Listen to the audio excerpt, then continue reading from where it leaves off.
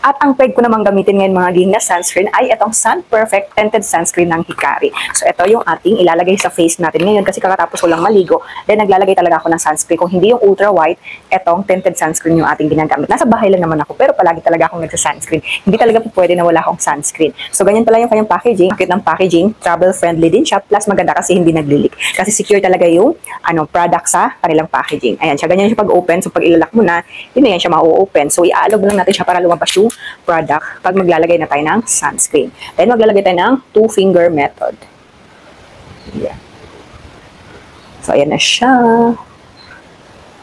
Lalagay na tayo ng sunscreen. At ugaliin niyo talaga na maglagay kayo at mag-reapply ng sunscreen kasi hindi po pwede na wala kayong sunscreen tapos sobrang tirik ng araw.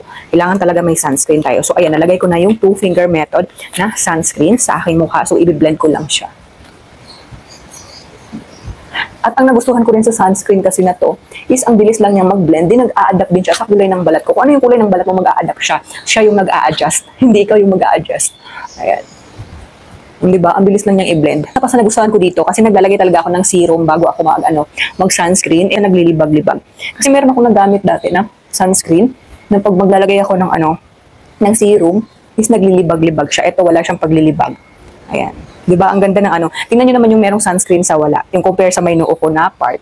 O, diba? Iba yung niya. Iba yung kulay niya. At ang gusto ko dito natural looking lang talaga itong sunscreen na to. Wala siyang lagkit factor para ka lang walang nilagay sa mukha mo. So, kung kagaya ka sa akin na hindi marunong mag-makeup, ayan, perfect na tong tinted sunscreen. Ito na lang yung ilagay natin pagkatapos mag-lip tint na lang tayo. For the go na kaagad. Pwede din tayo agad mierda. Kahit naka-sunscreen lang tayo at naka-lip tint. Okay na, okay na. Tado pa tayo sa araw kasi nga meron itong SPF 50 PA++++.